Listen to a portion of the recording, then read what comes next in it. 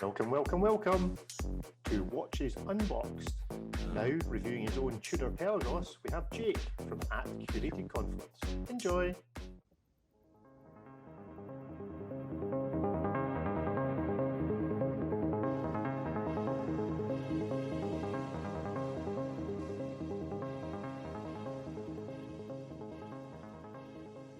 Hey guys, it's Jake from A Curated Confluence, and I want to talk to you today about my Tudor Pelagos. I got the blue dial variant in April of this year, so 2 months ago. I was on a family vacation in Charleston, South Carolina when I bought this watch, and as you do as a watch enthusiast, I was looking for a reason to buy another watch, and I thought that trip and to commemorate that trip was good enough for me. I frequent Demeter Jewelers when I'm in Charleston, and they had a left-hand drive Pelagos there when I was considering buying a watch to commemorate the trip. And I liked it, but I thought that it was a little too similar to the Sea Dweller 43 that I owned at the time. I have subsequently sold that Sea Dweller 43 because I just don't feel like it has a place in my collection. I still have the James Cameron dial Deep Sea, now this Pelagos, and I think I'm well covered. In fact, I've got the James Cameron Deep Sea somewhat on notice in my head because I feel like it's a bit redundant having purchased this Pelagos. So why do I love this watch? It's the dial. Straight up, the dial is just amazing. You can see that it's an optical illusion, but it somewhat seems like it's almost flush with the bezel, which makes it very modern and sleek and minimalist looking. And along with that bezel that is also loomed, it just creates a really, I don't know, I guess utilitarian watch. And I feel like it checks a lot of different boxes for me, design-wise. Simple, elegant, it's modern looking. I like the brushed finish. It really just has that vibe of a very utilitarian watch. It's purposeful. And if there are any complaints that I have about it, it's the original bracelet that it comes on. I love the bracelet, the design. I like the adjustability, and it's robust, but it does have a couple of hot spots, and it kind of pulls the hairs on my wrist a little bit.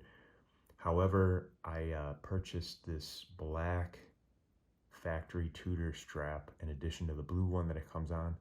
I thought the black would tone it down nicely, and ever since I've put it on this rubber strap, I just haven't even looked back. I've seen a lot of images online of this watch on different leather straps. I think it's a good look. In fact, what really sold me on this watch was an image that I saw of it on a distressed tan leather NATO on Boolang & Sons, and I am intrigued by that, and maybe one day I'll put it on a similar strap.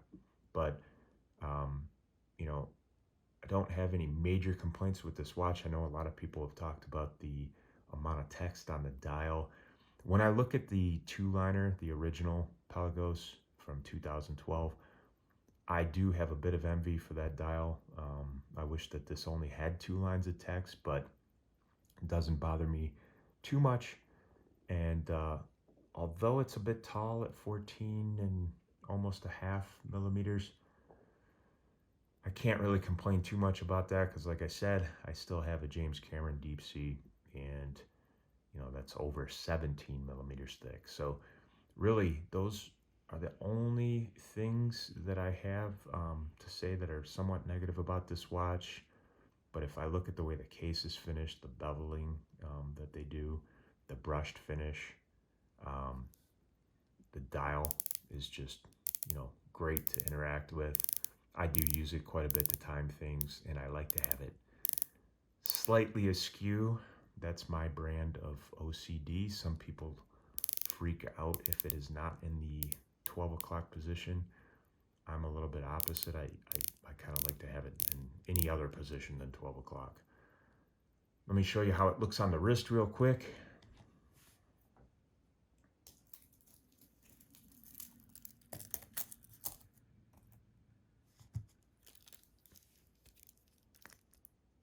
will say that the rubber strap is a bit sticky at first.